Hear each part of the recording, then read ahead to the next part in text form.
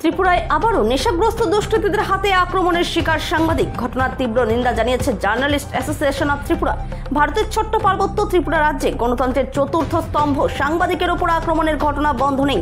এবার ত্রিপুরা গোমতী জেলা উদয়পুর টেপানিয়া হাসপাতালের সামনে সংবাদ সংগ্রহ করতে গিয়ে নেশাগ্রস্ত যুবকদের হাতে আক্রমণের শিকার হয়েছে সাংবাদিক মানিক সাহা। শুক্রবার রাতে গোমতী জেলা কাকরাপন থানাধীন রাজধনগরে বাইক ও অটো গাড়ির সংঘর্ষের ঘটনায় দুজন আহত হয়েছিলেন। তখন আহতদের অ্যাম্বুলেন্স করে উদয়পুর টেপানিয়া হাসপাতালে নিয়ে আসার জন্য অ্যাম্বুলেন্স গাড়িটি বিলম্ব করায় হাসপাতালের বাইরে কিছু নেশাগ্রস্ত যুবকরা অ্যাম্বুলেন্স গাড়িটিকে হাসপাতালের ভেতর প্রবেশ করতে বাধা দান করে।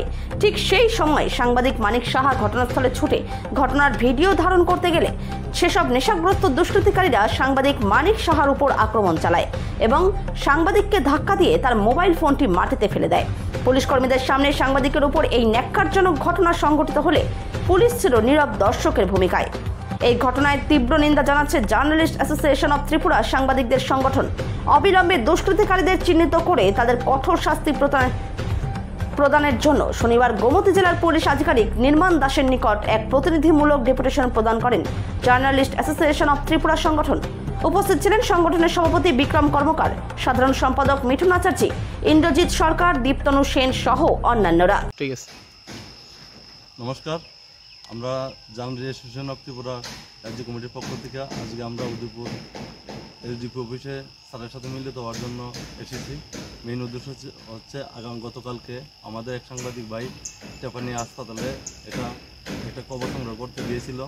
যাওয়ার ফলে এখানে কিছু দুষ্কৃতিকারী আমাদের এই সাংবাদিক ভাইয়ের উপরে আক্রমণ করে এবং এই আক্রমণের করার ফলে আমাদের সাংবাদিক ভাইয়ের যে মোবাইলটা নষ্ট হয়ে যেমন অল্প আহত হয়।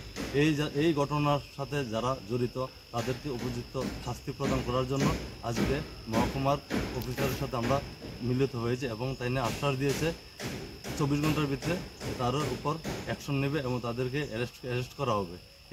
এইভাবে আমরা আগামী দিনও যাতে যে কোনো সাংবাদিক ভাই আক্রান্ত হলে আমরা তাদের কাউকে যাতে ছাড়া না হয় এই বিষয়ে আমরা তাদের সাথে আলোচনা করেছি এবং তাই নিয়ে আশা দিয়েছে আগামী দিন যাতে এরকম কোনো ঘটনা না হয় তার জন্য উপযুক্ত পদক্ষেপ গ্রহণ করবে।